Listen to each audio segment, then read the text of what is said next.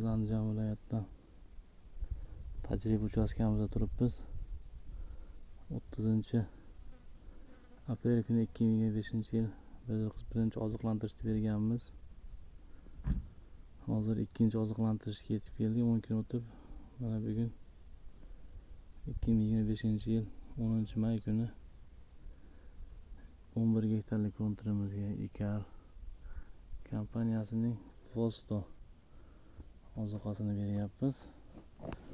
10 kunlik holati paxtani ham 10 kunda juda chiroyli o'zgargan.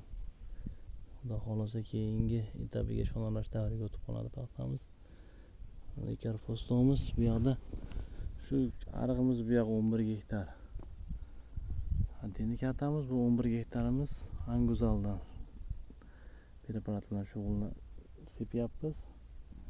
Mana hozir Anguzalda ikkinchi etapiga Fosfomax, mana yana Baktamin 2 litrdan gektariga, Sporogin 2 litrdan sepyapmiz hozir.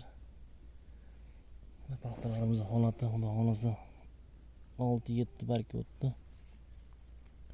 Mana shu holatda paxtalarimiz.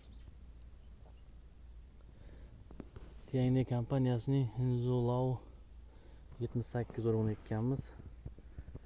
3-aprel kuni ekkanmiz. 60 yakka qatorga.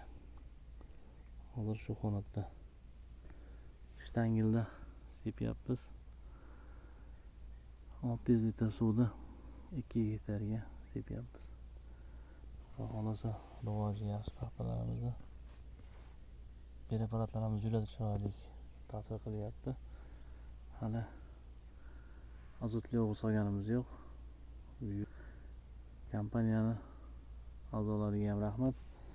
Kompaniyadan kelgan agronomimiz bor bu yerda. O'zmuhammadboy, Anguzal Agroservis. Mana firmamizning a'zosi. Sog' bo'linglar, salomat.